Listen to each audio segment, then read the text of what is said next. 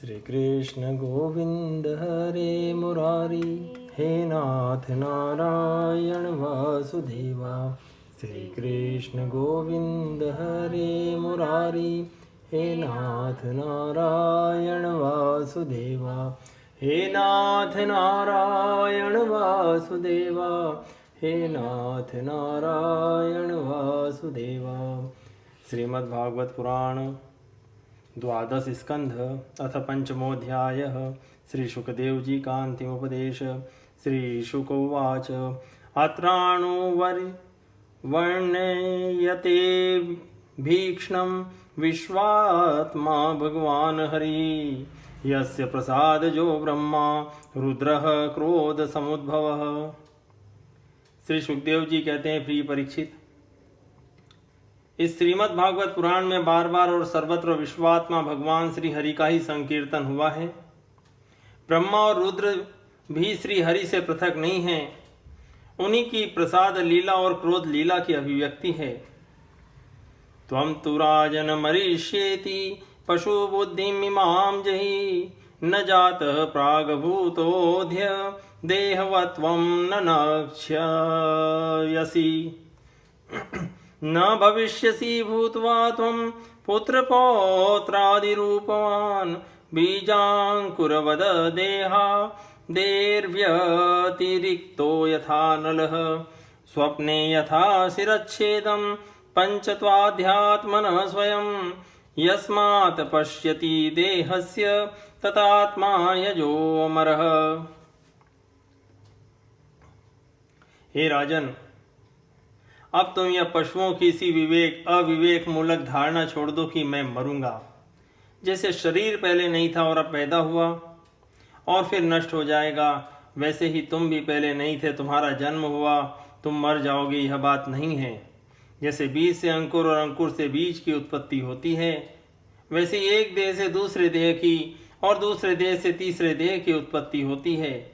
किंतु तुम न तो किसी से उत्पन्न हुए हो और न आगे पुत्र पौत्रादिकों के शरीर के रूप में उत्पन्न होवोगे। अजी जैसे आग लकड़ी से सर्वथा अलग रहती है, लकड़ी की उत्पत्ति और विनाश से सर्वथा परे, वैसे ही तुम भी शरीर आदि से सर्वथा अलग हो। स्वप्नावस्था में ऐसा मालूम होता है कि मेरा सिर कट गया है और मैं मर गया हूँ, लोग मुझे श्मशान में जला रहे हैं, परंतु ये सब शरीर की अवस्थाएं दिखती है, आत्मा की नहीं। देखने वाला तो उन अवस्थाओं से सर्वथा परे, जन्म और मृत्यु से रहित शुद्ध बुद्ध परम तत्व स्वरूप है। घटे भिन्ने यथाकाश आकाश स्याद् यथा पुरा, एवं देहे मृते जीवो ब्रह्म संपद्यते पुनः।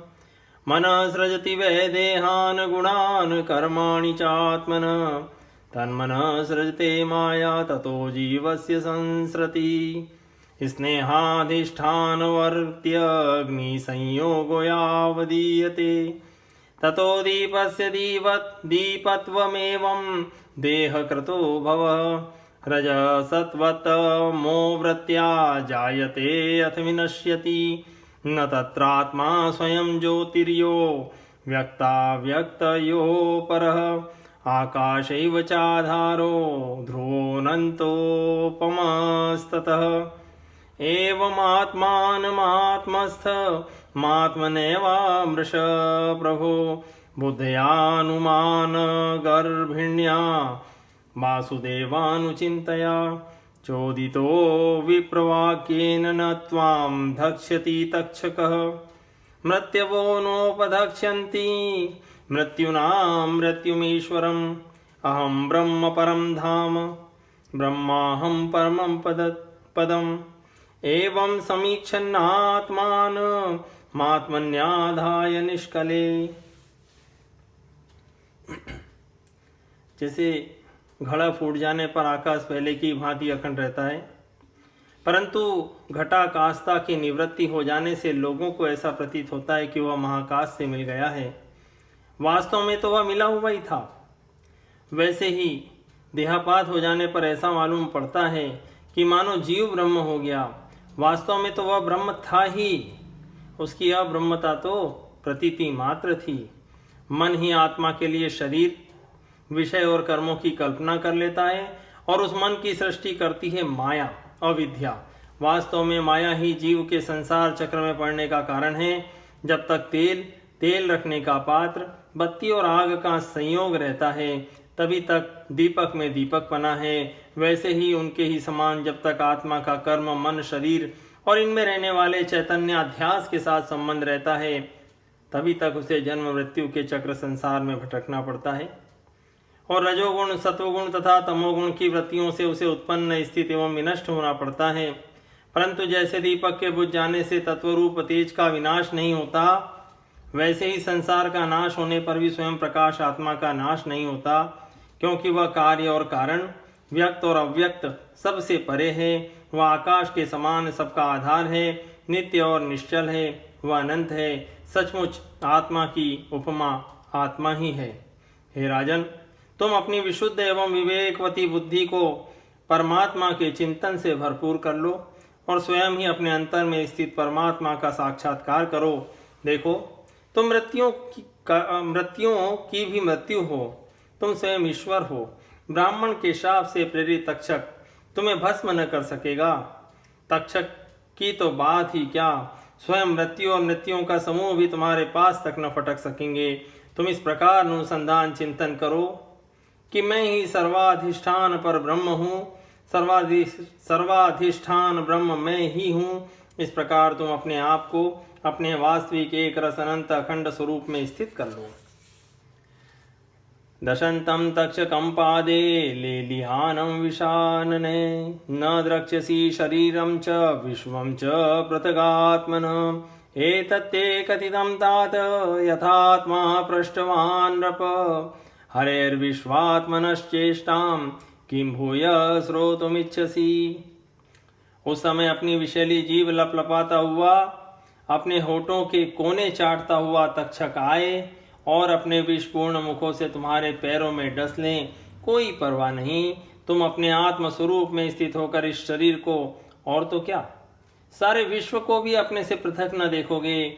आत्म स्वरूप बेटा परीक्षित, तुमने विश्वात्मा भगवान की लीला के संबंध में जो प्रश्न किया था, उसका उत्तर मैंने दे दिया। अब और क्या सुनना चाहते हो?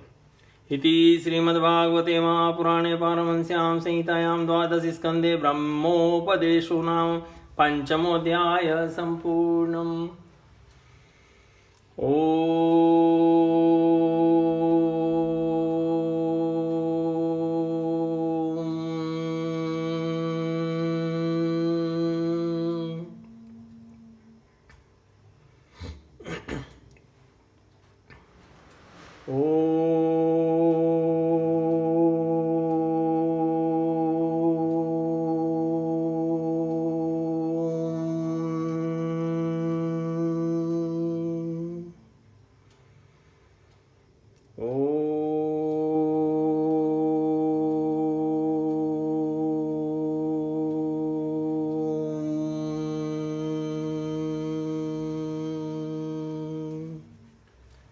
श्री कृष्ण गोविंद हरे मुरारी, हे नाथ नारायण वासुदेव।